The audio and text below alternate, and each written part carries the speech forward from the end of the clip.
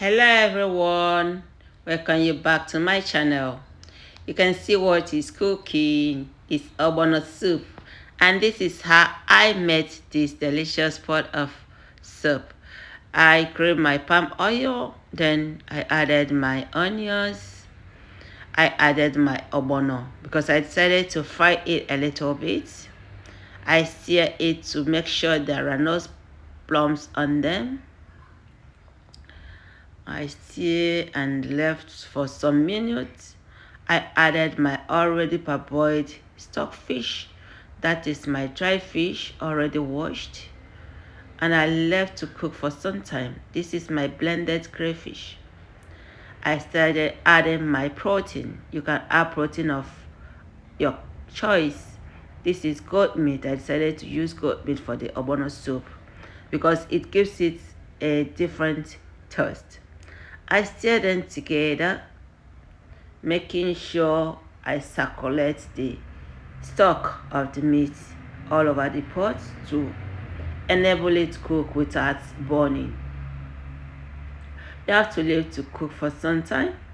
You have to stir once in a while to make sure it is not burning from the bottom, because ogbono soup can easily be burnt.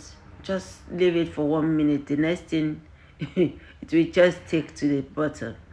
I added an okazi leaf. That's what I used this time around. Yeah, it gives it another taste altogether. So you stir them together and leave the okazi to cook for 1 or 2 minutes.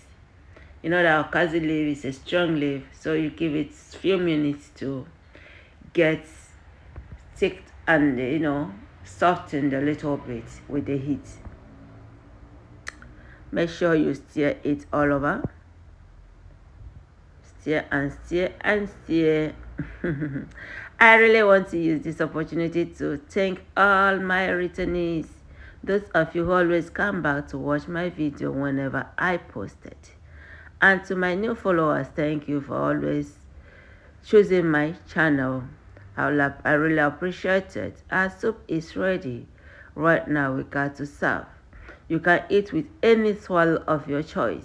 Eba, pounded yam, semovita, semolina, the rice flour, amala, and so on and so forth, even plantain flour.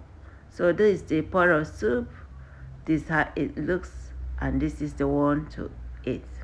I thank you all for watching. See you next time in my next video. Bye bye.